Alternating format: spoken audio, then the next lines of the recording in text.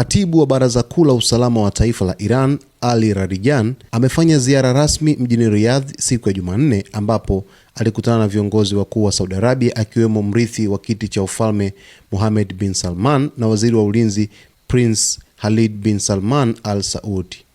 Ziara hiyo imekuja katika kipindi ambacho mataifa hayo mawili ya Kiislamu yanazidisha juhudi za kuimarisha uhusiano wa kidiplomasia na kushirikiana katika masuala ya usalama wa kikanda.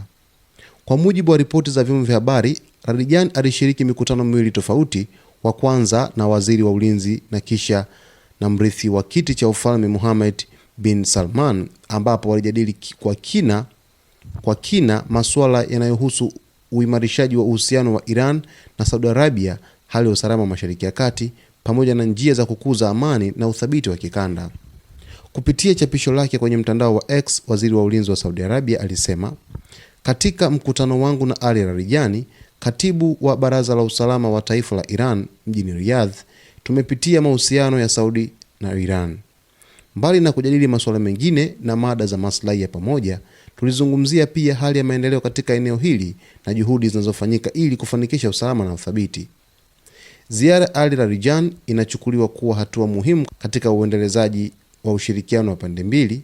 ikizingatiwa kuwa Iran na Saudi Arabia hivi karibuni zimeanza kurejesha uhusiano wa kidiplomasia baada ya miaka kadhaa ya mvutano na migongano ya kisiasa na kijeshi katika kanda nzima. Huku mataifa ya Kiislamu na mataifa ya Kiarabu yakizidi kuwekeza juhudi kwa ajili ya kuweza kuiadhibu taifa la Israel dhidi ya mashambulizi yake katika taifa la Qatar,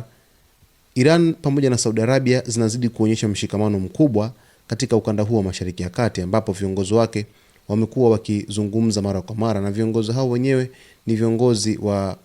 Baraza la Usalama katika kila nchi ambapo wanatoka huko. Sasa mtazamaji wetu, ili uweze kufahamu kwa kina taarifa hizi, basi nikusihi uweze kuwa pamoja nasi na karibu nasi siku zote kwa kusubscribe channel yetu, kulike video zetu, kucomment pamoja na kushare.